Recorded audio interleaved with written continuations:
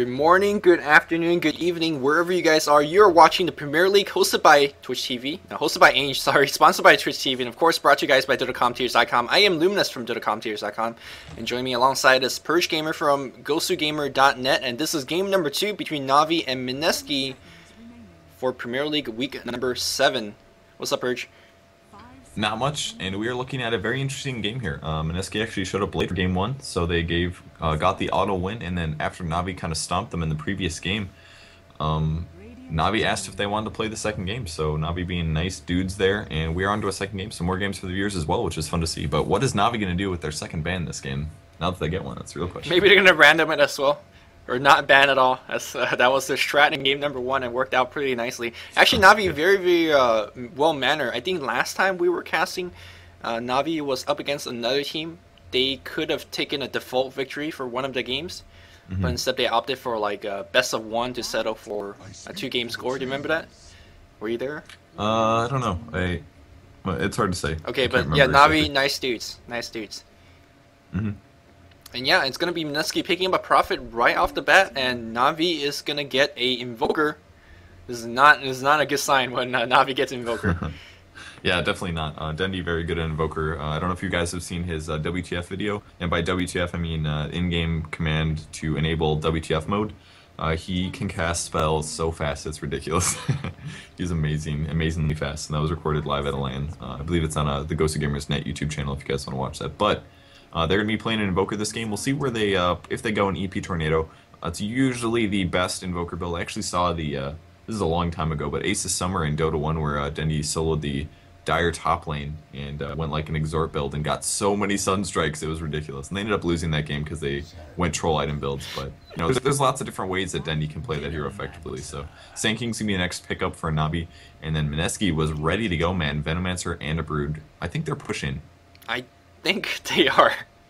Yeah, with Prophet, Venomancer, and Brood, they are definitely pushing. Sand King is going to be a great counter pick. It's interesting to see that Mineski pick into Brood regardless, which is often regarded as, you know, Sand King heavily counter picks Brood in every stage of the game. And the question is, who's playing the Sand King now? Is this going to be Dendy again, or is it going to be someone else? Because, like you said, Dendy is really good Invoker. But obviously, all of the Navi guys very well versatile in terms of playing, you know, pretty much every hero. So no worries there. And so far, we have 0 stuns coming from Dire, and that's going to be somewhat difficult going against Sand King, which is definitely a very hard to catch hero. Yeah, that's really true. And I think the reason Dendy played Sand King in the last game is Light of Heaven is their go-to Windrunner player. So if they get Windrunner again, I'm going to expect them to, I don't know, maybe, I would guess they're going to throw Puppy on the Sand King. Maybe yeah, support Sand King. One of those two. That would be my assumption at least. But yeah, that's one kind of cool thing about them picking up that Sand King so early. It really does kind of defeat the purpose of Broodmother. It's like they can pick the Sand King, have that counter pick in position. That way, if they decide to pick Brood, they already have the hard counter and they don't have to worry about Sand King getting banned. And Sand King works in any lineup pretty much anyway. So I really like that, the fact that they do pick Sand King so early. It gives them a lot of leverage. And it's like precursor counter picking. Yep, Anti-Mage again still in the pool. And we were just talking about game number 1, why he hasn't been picked lately, and it's going to be Leshrac right here from Navi. Navi does tend to pick Lesh from time to time, and Lesh is going to provide quite a bit of, well, actually I wasn't going to say Lesh is going to provide quite a bit of counter pushing ability, but it's actually not that good because the Lightning Storm hits a specific target amount of creeps, and when Broodlings are involved, those Broodlings could actually soak up a lot of those lightning damage. Yeah. That's definitely true, and maybe we'll even see like a weird dual lane or something like that. It could be like a Leshrac Sand King dual lane, similar to Lina. But that they could. It depends really. Leshrac can be played a lot of different ways. You know, he can go for max stun and Diabolic Edict, which allows you for pushing. He can go stun and lightning, which allows you for pushing and counter pushing. Not tower pushing, of course, but creep wave clearing. Or you can just leave your stun at one level. We'll let the Sand King do the first stun, you get the follow-up, and then you can max out Edict and Lightning, which is kind of an interesting build.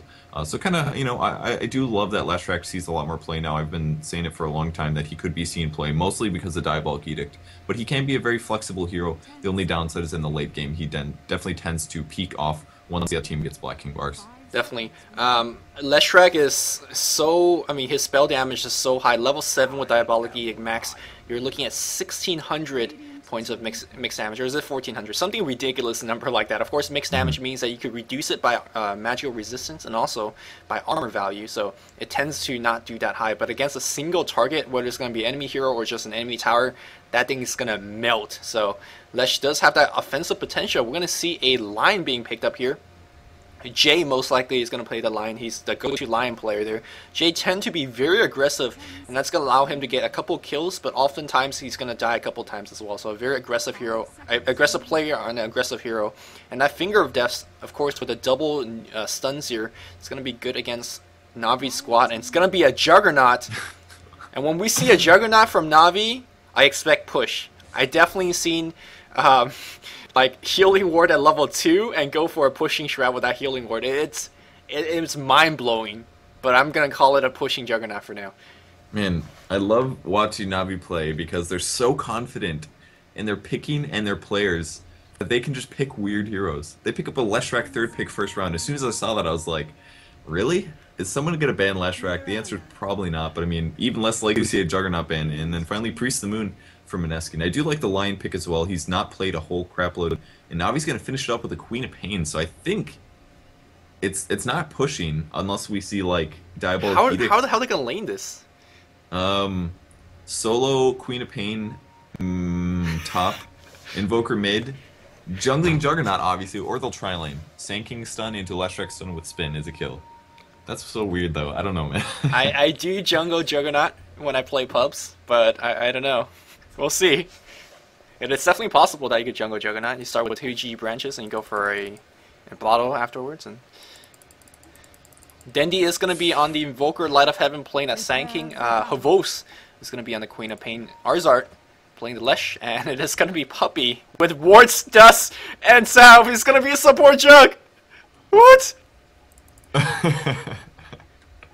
This is insane. Yeah, for sure. I never thought about that. Smoke on Juggernaut. That's dangerous, man. It actually is. It just comes in behind you. It's one of the most nasty abilities in the early game, because once he's on you, you're just taking so much damage. 500 damage, or is it 400 damage at level 1? It's 80 times... 80 times 5. Yeah, 400. It's legit stuff. Yeah, it's a lot of damage for sure. It does take time to deal that out, and it does depend on jukes. And look at this, Venomancer goes boots first. For good reason. He knows that Juggernaut is coming on the bot lane, so I think this is very smart. And are they going to try lane? What in the hell? What in the hell are we watching here? Of course, Mineski, Mineski, OWA, is going to be playing a Venomancer. On the mid lane is going to be a Priestess mid. Jules is going to be playing that. We're going to have Woots going to be playing Jungle Furion. You can see that he does bring Basilius and 2 Clarities. It's going to be Jay on the top lane with the Brood. So Jay not playing the line. Instead, it's going to be RR playing the line. RR does have 200 gold in the bank. I like to see this. He's saving the gold basically for a pair of Sentry Ward. If he see the camp is being blocked, then he'll just send a Sentry with the Courier. If he doesn't see it blocked, then he's going to buy something else. So you could kind of for sure to not overcommit in terms of any item. It's going to be... that's really smart. But he buys them anyways, right off the bat.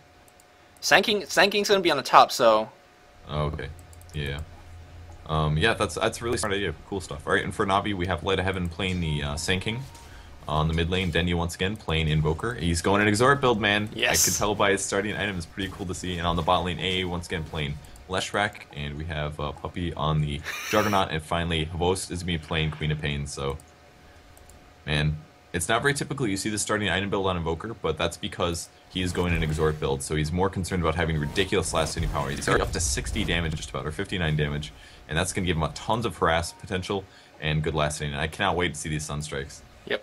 Of course, Juggernaut's going to pull this level 1 camp, and it's going to Blade Fairy this. You cannot kill a level 1 camp with just level 1 Blade Fairy, but it's going to put them into very easy low range.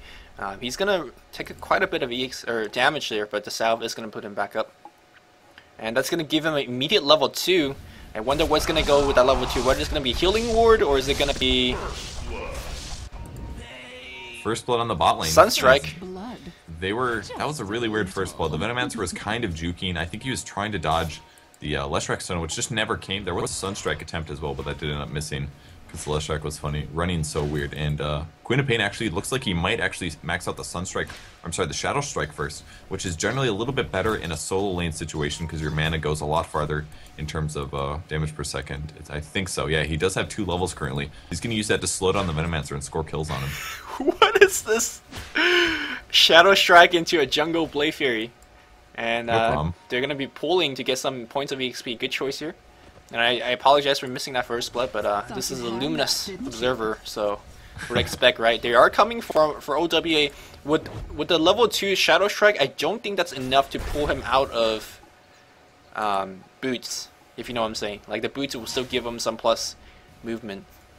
And I don't think Juggernaut could catch up. Yeah, it's going to be tough for sure. Leshrac going to be a little aggressive on the bot lane once again. He does have a Diabolic Edict level, and top lane gets a kill. Sand King goes down there. Sentry wards have not even been used, so a little bit of a mistake there by Light of Heaven. Maybe we should just have you observe, because I missed that one as well. I missed that one too. Okay. Back in the mid lane here, Dandy last sitting against Jules. He is definitely going to have the advantage. And he does have quite a bit of big restorative to work with as well, as I say that he misses last hit. Diabolic Edict is going to be the skill choice here by Arzad. Just pulls right in with level 1 Diabolic Edict, and you can see, Jesus, that Venomancer, his HP is dropping. He doesn't have too much HP to work with anyways. And he's still level 1.5, and he's not having a good time on that bot lane. Yeah, usually when you do solo on the bot lane on Venomancer, it's sometimes better to get ward first, just to give the vision. But, you know, Gale is going to give him more survivability, I guess, in a way. But it's still like a really weird tri-lane that's very dangerous. All 3 of these heroes could pose a serious threat to Venomancer by themselves. So, yeah, definitely not very good for the Venomancer so far. And it's going to take... You can't use Shadow Strike on Venomancer? What? I was wondering why he wasn't throwing that earlier. Well, that sucks. It's like, oh, I have level 2 Shadow Strike, level 4, but I can't use it. Well, I don't know what pausing the game is going to accomplish. It looks like Dendy's actually going for Quas Wex. I'm sorry. Is Ainge available? I wonder, because he's going to have to make a call here. What do we do? Do we remake? Do we... Is Ainge here? Let me message Ainge.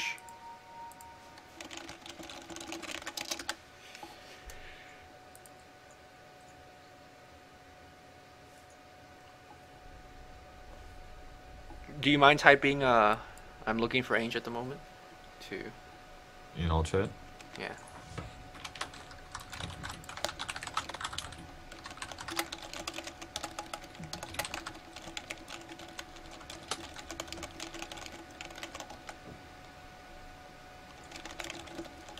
I guess they're all saying go. Okay. We'll just see what happens, I guess. I guess so.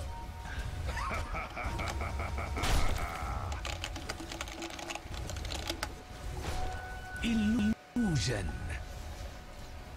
Sorry for that sort of weird technical difficulty, bug difficulty, I don't know. And so I guess he's going to go back into Scream. No, he's going to take more points to Blink, so forget Shadow Strike, I guess. No, he does get Alpha Strike, but that's on the illusion. So maybe the actual Veno, it makes sense, right? Because he's a poison type, and you know, you're immune to poison type attacks. This is like some crazy Pokemon reference. Ooh. Light of Heaven getting picked off top again. He just now skilled a level of Sandstorm. That's why he died. Because he went for a double Caustic Finale here. A little surprising. Usually we see Sand King just go stun with Sandstorm here. They do have Sentry Wards though, so maybe he says, you know what, I'm not even going to get Sandstorm because it's not going to save me anyways. And Lion can stun through it. Right. That's my idea behind it at least. Oh, there's the Shadow Strike on OWA. And it looks like Juggernaut trying to walk into position for a spin. Unfortunately for him, he doesn't even have mana to do so here. Gale's going to hit 2 heroes. Sunstrike is, barely going to miss. I think they were going to get the kill. Yep, Havos. And that 4 kills in, I finally caught one. I'm very, very happy. It's about time, man. Yeah, sorry. Level 1 healing ward, healing up these creeps, a very slight amount, and there's the Diabolic Edict. Level 2 Diabolic Edict is going to drop this tower if nobody comes to defend it. A nice creep wave pull past by Havostir. He's going to actually pull it into the Ancient Creeps. No better place to pull in that spot, that's for sure. Glyph used very late. You can Glyph and block the Diabolic Edict. I don't know why they didn't do it. Venomancer trying to get the deny off, but here comes... Oh, the last is going to get taken by the Siege unit. Can they get the kill against Hovo? They're going to die for him. Spin is going to be right there. He's going to take the spin damage. I don't know why he dropped that ward. A 10 damage ward, not worth anything. And Hovo's very low. You can see that hit with his injure animation, going to pop the smoke and try to get the hell out of there. We got yeah, Priestess, that was a smart choice. Laning mid. And it's going to be a Force Spirit build. Yeah, he does have 3 levels in Exhort currently, so he's hitting really, really hard. But he's going to regen up just a second here with those fast boots. The downside to going to this build is you're not as survivable, but as a normal Tornado EMP, but he does have 2 levels in Quas now, so his survivability is still pretty good, and he can get that minus armor a lot easier. So he's going to be able to hit really hard in these team fights. Lad Heaven's going to stun away on the top lane, looks to be in trouble. Are we going to see another disable? No, nothing. No Sprout, surprisingly. He did have a crap load of tangos, though, so could have survived that, but he's having a rough time on the top lane. Yep. Top push is coming in from Mineski. Meanwhile, Queen of Pain on the bot lane gets yet another kill. Ours are very, very low HP. Unfortunately, well, this Woods is going to TP. I don't think he is. It's more really concentrated on getting this tower. And tower is going to be worth a little bit more. Let's see who lasted this one. Oh, look at all those Brewlings. They were kind of doing a crazy stutter step as they were all using the spam S button to make sure to get the last hit. He does, so that's pretty cool. And back on the bot lane once again, Venomancer having a rough time. Level 2, he's got a magic stick, man. He's farmed as hell. But they absolutely had their way with him. Queen Pain now level 6. 3 levels of Shadow Strike. Looks like Potom is going to be looking for the rune, but they will be able to interfere with this. And is Queen Pain going to grab it in time? Yes, he does grab it. And one of the illusions eat the arrow, which is no problem at all. And there is a item coming. Are they going to be able to get the courier? It's close. Top lane taking damage as well. And did he get a Sunstrike off? He got a Sunstrike off against Lion on the top lane and got the kill there. Huge play here.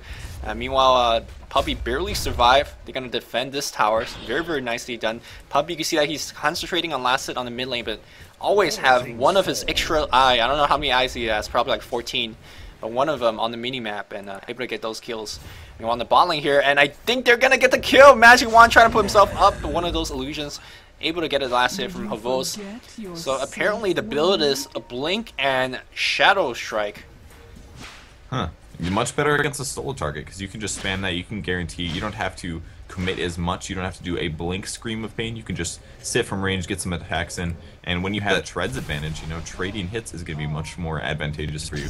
Yeah. Dendi now level 7, 3 levels of Exhort. He does have 2 levels of Invoke, so he's looking at some Forge Spirits and some Sunstrikes, but can he get the disables off of Mirana to land a stun from A? It's gonna be rough. He's only got 1 level Split Earth, so the radius on that is very low. It's gonna be hard to land, but he's actually gonna run right into a line. Will he get the diabolic geeked off? He's actually just scared and going to run away. I can't believe that. I thought he was gonna be more aggressive. Yeah, man. Oh, there's a Split Earth, and that's gonna be a Sunstrike's gonna hit for sure, I think. Oh, nice blocks from Arzard. A couple of right hits. Yeah, a single one's gonna be it, because Invoker is sporting about freaking 85 damage, 86 damage, so.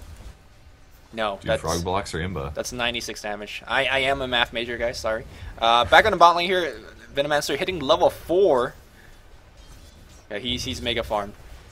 Yeah, no levels of Poison Sting yet. A little interesting, but he's not really expecting to hit heroes very often. So he's going to opt for the most slow damage as well as pushing power as possible. And it looks like Queen of Pain was looking for a kill on this Broodmother. And is Broodmother going to go aggressive? He will actually.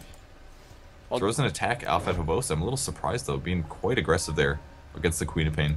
Well, there was no there's no you know, Screen of Pain, so he's not worried about nuke. I guess that makes a little bit of sense. But hey, a Sunstrike's coming, so you got to be always a little bit on your toes. We have 3 guys up here from Mineski. Potom is in position as well. Let's see, she does not have mana for a Arrow and Starfall Leap combo, but I think they're gonna try to get a kill on Havos. If they could set up a you know, Hex and Burrow Strike combo, they're waiting for her to get a blink off. And she's gonna be dead. Oh, there's a Burrow Strike. Can they get the kill? There's a Sunstrike on him as well. He's gonna blow immediately. Unfortunately, Mirana not in position to do anything as we see a Omni Slash get that kill. So right now, Navi's kind of outplaying Mineski big time. Yeah, that's definitely true with this weird playstyle. Arrow's gonna come through. It will be dodged by Havos, but he's taking a ton of damage from the tower. He will have a salve to heal up, but then Nature's Prophet ulti not gonna clear. Caught the Sand King at least. Almost kills Juggernaut as well, but Queen of Pain will survive. Yep. Keep on bottle crawling. Meanwhile, Dendi has not removed himself from the mid lane just yet. Has a Staff of Wizardry. I have no idea what that might be. Staff of Wizardry upgrades into like 20 different items. So we'll just have to wait and see. And all of them pretty good for Invoker. Meanwhile, on the top lane here, Mirana very low on the mana. It's got to be very careful. But here comes Broodmother. Broodmother in this point of the game only a Soul Ring and Treads. I wonder what he's going to be going for. Orchids or Black King Bar. Both are a great choice for this game as well. Yeah, that's definitely true. And Queen of Pain doesn't have any regen yet. It looks like Brood wants to get this kill. He's going to have Spiderlings in 1 second, and there it is. Could have popped the wand. I don't know if she might have been able to survive that. Had 2 charges there. Or even Treads switch to Strength Treads and pop the wand. Something like that would have made a big difference. I think it could have survived that. Ghost Walk being invoked, or excuse me, Ice Wall being invoked against these 2 heroes. And one of the most underrated spell here for Invoker, Ice Wall, is so good, especially if you're taking so many points into cost like Invoker is doing right now. Or the exert damage. Yep. 24 damage per second, man. That shit's imba. It's like rivaling Venomancer's, you know, Poison Sting damage, so it's not bad. We got the bot lane here. Arza was able to get quite a bit of level up. He's going to be hitting level 7 really soon. He's going to dive right in for the Venomancer. Oh, that Veno's dead for sure. Look at the damage output. Oh my god. Venomancer's going to just melt. Double damage. He knew he was going to get that. Wow, nice arrow hit here. He's going to get 1 kill. Puppey notice that he cannot save his teammate. He's going to just spin it right out. Good job by Jules setting up that kill for himself. And he's going to get treads, I presume, with that 1200 gold. Maybe face boots. Both are very good with for Mirana. Yeah, she actually does have a lot of Ironwood branches. Still doesn't have her wand quite yet. And I love the fact that Puppey does have a soul ring. And he maxes out the heal first. And he does get eaten by the Nature's Prophet ulti. Apparently there was vision on there. But still very nice kills on the Venomancer so far. Leshrac with some interesting skill builds so far. I believe he does just have 1 stun and more aggression on the top lane. Looks like Leta having tried to defend the push once again. Is he going to get the stun off? He's going for the ulti. Is he going to ulti it? There's the Sunstrike, and that will do some damage. Only about 100 there, surprisingly. Trying to pick off the Nature's Prophet. Are they going to get the stun? No! Just a little late. It was nighttime, I believe, so we're not able to get the vision on that in time. Meanwhile, on the bot lane, Mirana was able to bait out an ultimate from Juggernaut, survives that one, and continue last hit in lane. Juggernaut, with that healing ward max, I haven't seen him use it too often. I think I saw him use the level 1 healing ward for a bit to heal mid lane, but not really setting up as much pushing as I'd like to see. But this game is just so weird and so hard to call, because we're seeing, I mean, Invoker is going for a Exort build. We have a Lesh, Queen of Pain, and a Jungle Juggernaut now it's getting some farm, so it's just so weird and so difficult to call this game. Ooh, nice play by Puppey there on the bot rune. He saw the arrow coming in, dropped the spin down to stop that damage, and grab the invisibility, so very cool play. And he actually picks up a Ring of Regen. I think he's going to get a fast Vlad's here, I'm guessing, since he already has the Basilius. That's a bad build, but it's good for pushing, and we've seen it before by Navi. So. Navi, when they get Vlads, they don't mess around. It ain't a farming in the jungle build. In fact, they are trying to push down mid. There's gonna have a lot of Serpent Wards in the way. Those are only level 3 Serpent Wards. Venomancer is level 6, does have his ultimate. But, of course, Arcane Boot's gonna help him actually drop those ultimate here. Here comes the push with the 2 Force Spirit with the healing ward. They're gonna easily get the tower, but there's an arrow hitting Dendi. Venomancer drops his ult, impales on him as well, but Dendi very high survival with that healing ward. Look at his HP, he's not even going down. The spin gets off a kill and Venomancer's tower gets killed. Nice push, and we're just seeing the early power of that healing ward is healing you by the percent. So there's some insane healing. Arcane Boots being popped left and right, and they're going for tier 2. Everyone full HP at this point. That was ridiculous. I cannot believe the survivability. There's the Sunstrike coming through, and that's going to pick him off. The AoEs, man. They have so much burst damage, such a weird strat here, and that healing ward absolutely kept Dendi alive. If that was any other normal circumstance, he would have beaten those nukes and probably went down. And Queen of Pain wants to get a kill here on the Mirana. He's going to have the arrow going to miss, actually. That was really peculiar. And Queen of Pain ends up surviving. That was weird. I think the arrow went through Queen of Pain, maybe. Yeah, I think there's definitely a couple of arrow bugs in a couple in a Premier League match I've before seen. Like some arrows, you know it was gonna hit, and then it just kind of passes through. So, or maybe these players are like mad pro in terms of Matrix. I have no idea what that line was thinking. Me neither. But he has 15 seconds to think about what he thought, what he just did. And now that healing ward, look at everyone's HP. They're taking tower, they're taking poison. Sunstrike's gonna get the kill. This is, oh my goodness, Magic Wand. This is Navi being Navi, like just picking heroes and kind of trolling. And Dendi taking a little bit of damage there. The arrow's barely gonna dodge, and he may die here. No, he pops his wand up to 70 HP. Looks like he will be surviving. He dove way too hard, and the Broodmother comes through to clean up, and Nature's Prophet looking for a kill as well. Are they going to be able to get Juggernaut? He's got to spin in 2 seconds and a full Magic Wand. And there it goes, a little bit of slow going down on Broodmother, and he's actually going to go aggressive here. Lots of AoE damage being done to a couple heroes here. He pops the Soul Ring as well, but he's going to get picked off. A little overly aggressive, was not able to follow up there. He didn't have his ulti either, I believe, so not really sure what he tried to accomplish there, but it did not work out. Meanwhile, Jules looking for a couple more kills. His arrow has just missed, and he's going to back off it now. So, very odd time to check farm, but we do see Navi is up by 5,000 gold. I kind of feel removed from this game in terms of not really knowing exactly what to expect. We definitely see Na'Vi has the power to push, and they went all the way in the base. Base tower half HP right now. Mineski trying to answer back. You would think the pushing advantage is going to be on Mineski, given the hero they have. They have a Prophet, they have a Venomancer, but effectively those two heroes have been shut down, and it's a pushing Juggernaut with a Lesh helping out. So this is crazy stuff. Oh, Courier running past the middle of the group. It's going to be a Force Staff for somebody, but is it going to die first? The Force Staff coming, and it does get transferred, but it does get picked off. Mistake there by Hobos, letting that die, and here comes the Cold Snap. Easy kill there by Dendy. Good transfer on items, or on skill build there. And now going after the Venomancer, the Lightning will drop, but Flashback might be in some trouble. No, the Healing Ward. No problem, guys. You're taking poison damage. Just heal 5% of your HP per second. Venomancer should be microing his wards and pick off that healing ward. That's huge. He's, I guess, just didn't realize. So that healing ward's gonna put everyone back to full HP. And here comes a push. I don't think Mineski can defend this one. Yeah, it's definitely going to be tough. I love the fact that they threw in these Forge Spirits as the argument for why Healing Ward is going to pay off here, you know. Adding more heroes to heal up from it is going to make the difference. And the Diabolic Edict does get used, and that's going to be the tower dropping.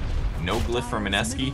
They may lose their racks here. 16 minutes at this obscenely weird playstyle. Na'Vi too good. I was going to say that. It's so weird. Vlad's up on Juggernaut. The Gale's going to come through. We're going to see a Cold Snap on the Mirana. And now the silence on Juggernaut. There's an Orchid finished by the Broodmother. Scared of his spin and his ulti, but he's ready to go. The ulti in the Burrow Strike from Sanking, doing so much damage. Going to pick off the Venomancer as well. Now changing targets. Going after the Venomancer. The ulti comes out from Juggernaut. Doesn't do a whole ton of damage, but they will pick off the Prophet.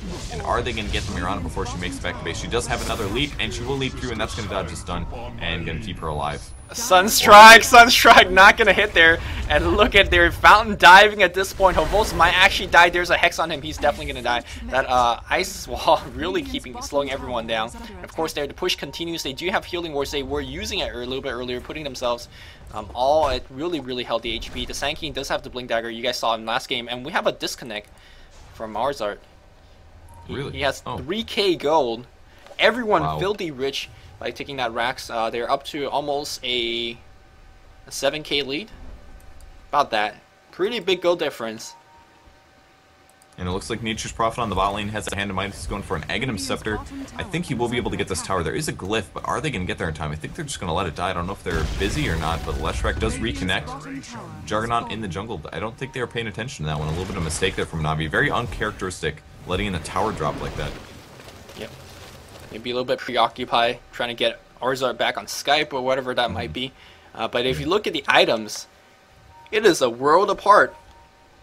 As we see, Vlad's completed double Force Staff, Blink Dagger, Radiant Team extremely mobile. We're on the dire side going for very stat-heavy builds. We see a double Arcanes here, and like you said, Teamfight's going to break out on the mid lane. EMP, no, that's a Tornado Meteor, and that Meteor is going to hurt because Exort damage. You can see Brood went from full HP down to nothing. The teamfight is still happening right now. Both half HP, Finger of Death. King of Pain kind of enjoy that because you know she is a succubus, but she bites back right now and gonna be TPing into the mid tower. These guys gonna back off the ice wall, slowing everyone down. Puppy does not have the ultimate just yet, but the ice wall slowing down Venomancer. She's gonna melt, and that Venomancer is gonna be the Arzart ultimate, not ultimate. It could be enough damage as the ultimate. I'm talking about the Diabolic Edict. Did so much damage, and that ward is just kind of throughout the entire fight. No one's trying to pick that one off, and I think that's kind of a mistake. It heals so much. And it looks like Na'Vi really wants this kill on the bottom, but is able to run away fast enough. And they're going to clean up the range racks at this point with the Diabolic Edict. A little bit of a creep wave as well, but that does get cleared up. And now able to take that full melee barracks, and Queen of Pain finally getting a kill on the top. I thought for sure he was going to go for a Dagon, but he does end up picking up the Force Staff. He's got a Void Stone now, possibly going to work towards a Sheepstick, but they are sitting really good. He keeps getting picked off in the fights, though. Too much burst damage and stun. Oh my god. Look at this game. I feel like this is like a matchup you will see like in a pub game, especially on the Radiant side. The heroes are so weird, but they're playing this so well. Broodmother trying to set up a kill, dodges the splitter. Right now with one racks down, it's not game just yet. But if you keep letting that healing ward putting themselves back in full HP, it is gonna be. Of course, Puppy always have the mana to do so because he has a Soul Ring and Vlad's regeneration. So. Yeah, I'm quite surprised that Invoker's had enough mana here. He's still got 4K gold. He hasn't bought anything new. Is he going to buy He's gonna do it, man. Is he gonna go for a rapier? Or a radiance or something? Who knows? Could be something weird. Once you get to 4k gold, it's something that Navi does do sometimes where they just say, you know what, I'm just gonna sit on my gold for a really long time. You know, when they're really far ahead, that is. Right. Not a very typical game. I'm hoping for an Acceptor, so we see some crazy spell casting from Invoker, especially when you have Exhort Max like this. Your damage is crazy. He's gonna buy something, and it's gonna be Arcane Boots. Okay, that's pretty boring for Dendy. Yeah, that's definitely pretty boring, but it's going to allow them to push a little bit better. The Leshrac almost has a heart here, still needs 1200 gold, but once he gets that, he's going to be so survivable. No ulti from Juggernaut to start off this fight here, but Mineski going to back up a little bit, just trying to push them off, while Sanking on the bot lane looks like he is getting dived by the Broodmother, but nice juking through the trees is going to keep the silence off him for long enough, and now he is going to be able to survive. Really, really nicely played there by Light of Heaven. Juking is such a great skill. He's actually going to go for the kill against the Broodmother. He pops the Epicenter, decrease blocking. My goodness, Light of Heaven. Juke Party down on the bot lane, but it looks like Mirana's going to TP out on the top. Yeah, indeed. Did you see his items, Light of Heaven? Yes, I do. Yes, I do. This game makes a lot more sense because there's so much magical damage now. But yeah, that's true. But that Epicenter Meteor, man, is what we care about. Man, Navi is setting a new standard for this game. Ooh. Then you go in troll build, man. Blink Dagger 4-step. That ain't troll, man. You can blink in, drop that ice wall. It's so good, especially set up Splin. The Diabolic Edict arrow is going to get dodged by a spin. Also, the kill is going to get dodged by a spin. And there, yeah, going to last at this tower. And look to Dendy, because he's going to set up some crazy action. No, still playing very, very defensive. Yeah, very strange for Dendy. Yeah, and looks like Puppy's going to be going for an Aghanim Scepter here. He's got a Point Booster, a Staff of Wizardry. He's going to be ulting a little more times. This does give him some more survivability. It's not the best item for increasing your ult hits, but he's going to spend a lot of time Magic Immune slapping away at them is one of the nice advantages of getting that up. I think if you open up with smoke and wards on Juggernaut, like every standard build is out of the window. Yeah, that's probably true. Oh, Light of Heaven, shout out to Ice Frog. Awesome. That is true. This game is pretty sweet, I'm not gonna lie. Navi slow rolling this one on the top lane. Mass Serpent wards, or Mass Plague wards being set up to defend this one. Mineski holding on with their dear lives.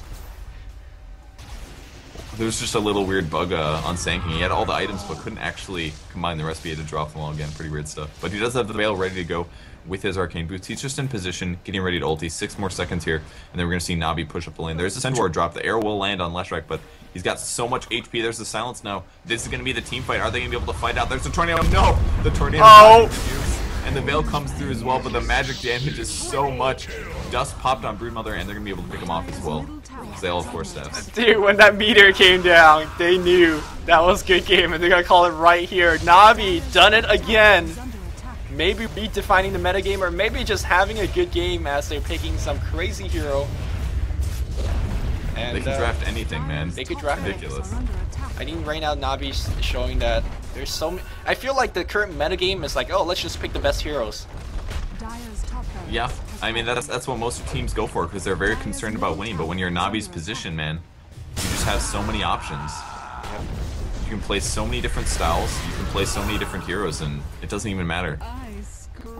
Just like to remind the viewers, we had Caustic Finale on our Sanking, we have Shadow Strike Max, we have Wards Max on our Juggernaut, we have a Heart on Lesh, or he's trying to go for it. We're getting an Aghanim Scepter on Juggernaut. We have Invoker going Exhort, but yet they're playing such a beautiful game. Yeah, that's true. And Queen of Pain, oh my gosh, does dodge the Finger of Death, the cycle, and that was pretty amazing. Getting off barely there, and Juggernaut will clean up here. Is he going to buy his Aghanims? I know he can buy it. Go buy it, man. He's still on cooldown though, 40 more seconds, so they can use it anyways. Queen of Pain buys back. His item's still in the stash. Maybe he could send it in and go for a another ultimate. Juggernaut, I mean, it does increase your slashes with your Acceptor, but the damage increase is not too noticeable. Sometimes it's even better to get like a plus damage item. Yeah, that's definitely true. And he's going to take big nukes here. Is he going to be able to survive? He pops down the spin, but I think he's going to be taking too much. He does go down. No ward, no ulti there. And he does get picked off. He buys back, actually, opting not to complete his Aghanim Scepter. And now A, despite having a heart here, looks like he's going to go down as well. Epic comeback time for Mineski. Not really. I mean, probably not, but you never know. Yeah. Point booster up on our Invoker. So far, I haven't really seen that Blink Dagger to be used fully effectively. I might be using it right now as we see OWA with Sunstrike. Oh, not even this. Oh, he actually got the kill. Yeah, man. Big kill steal from Dendy there. Using that Sunstrike, it's now doing 412.5 damage. Surprisingly, he's got a Tornado ready to go as well, but that's not doing too much. But it doesn't really matter. They've got 2 racks up on them. Looks like Broodmother already left the game, just sitting on his Orchid here. But AA is going to clear up the tower using the Diabolic Edict. There's the Priest of the Moon ulti. Are they going to initiate? He's thinking about it. One man initiate from that Priestess does get used. They were expecting something. It missed. Okay, one man initiate to bot lane from Marana. And once you get that slowdown, man, it's so much easier to land that last strike stun. And they are going to be going for the finishing the game off. Juggernaut was probably going to ulti in their bait, and here it comes. The slashes, man, and the spin. Is he going to score the kills? It's not doing enough, man. Blade Fury, not imba enough, apparently. Wood's still alive, was able to bait out 2 guys, and actually A might go down hard, not enough. They're going to defend for now. Fortress still up. Wasting time. Nice force staff by Queen of Pain, getting him out of the regen. Little smart decision making like that. It's so awesome, seriously. G's is going to be called. And what a good game indeed it was. Even though it was clearly one-sided, it was very, very fun to watch. Rose does die before the ending, but that's it. 40-17. Weird heroes, weird play, but it all worked. I'm happy to say that Juggernaut will have a 100% win rate when the statistics come out from the Premier League. For good reason. For good reason. This is crazy. Really, really quality hero. Wow. Of course, we're going to have Complexity versus CLG coming up shortly. Hope you guys are enjoying the broadcast so far. I am Luminous from DC, and joining me was Purge Gamer from Ghostly Gamer. I'm going to be back in just momentarily.